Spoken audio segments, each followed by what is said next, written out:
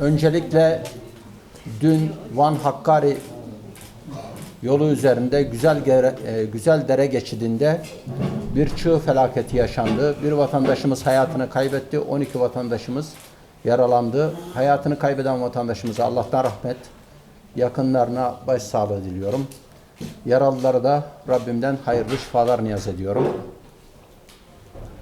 Hali hazırda Güzeldere geçidi, Van Başkale yolu 32 tane virajın olduğu Türkiye'nin en sıkıntılı, en tehlikeli yollarından biri. Her ne hikmetse bir çevre yolu gibi Güzeldere geçidi de, Güzeldere tüneli de bir türlü yapılmadı. Bugün asıl gündemimiz yerel yönetim prensiplerimiz. Yani belediye başkanı olduğumuzda nasıl belediyeyi yöneteceğimizi sizlerle paylaşacağız. 1. Hırsızlık, yolsuzluk, rüşvet tamamen önlenecek. Belediyelerimizin kapısına rüşvet alan da veren de melundur tabelası asılacak ve belediyelerimiz her türlü denetime açık olacak. Belediyelerimizin tüm hesapları internet sitesinden görülebilecek. İller Bankası'ndan gelen para aylık olarak açıklanacak.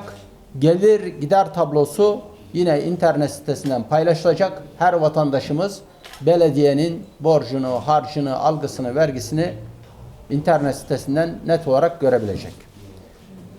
4. İşe alımlarda liyakat esas olacak. Sınavsız işe alım olmayacak. KPSS esas alınacak. En az çalışanlarımızın %3'ü engelli vatandaşlarımızdan olacak.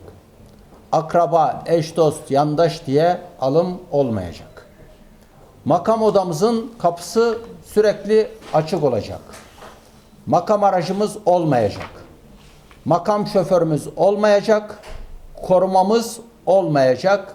Halkın içinde halktan biri olarak dolaşacağız. Gurur, kibir asla söz konusu olmayacak. 6. Ulaşılabilir belediye başkanı olacağız.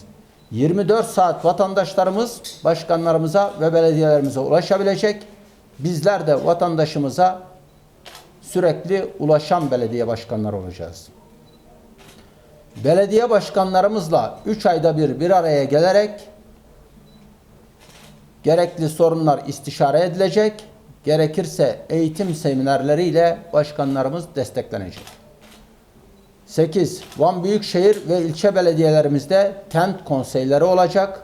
Mahallelerimizde mahalle sakinleriyle periyodik olarak bir araya gelinecek ve mahallelere ait sorun ve sıkıntılar yerinde tespit edilip çözümler sunulacak. 9. İstihdam önceliğimiz olacak. Van biliyorsunuz Türkiye'nin en yoksul kenti, yaşanılabilirlikte en son sırada olan bir kent. Bunun da sebebi işsizlik. İşsizliği ortadan kaldırmak için, istihdam alanlarını arttırmak için belediye olarak seferber olunacak. 10. Sosyal belediyecilik anlayışımız olacak. İl genelinde hiç kimse aç ve açıkta kalmayacak. Biz bu işin her anlamda yönetecek ehil kadrolarla yola çıktık.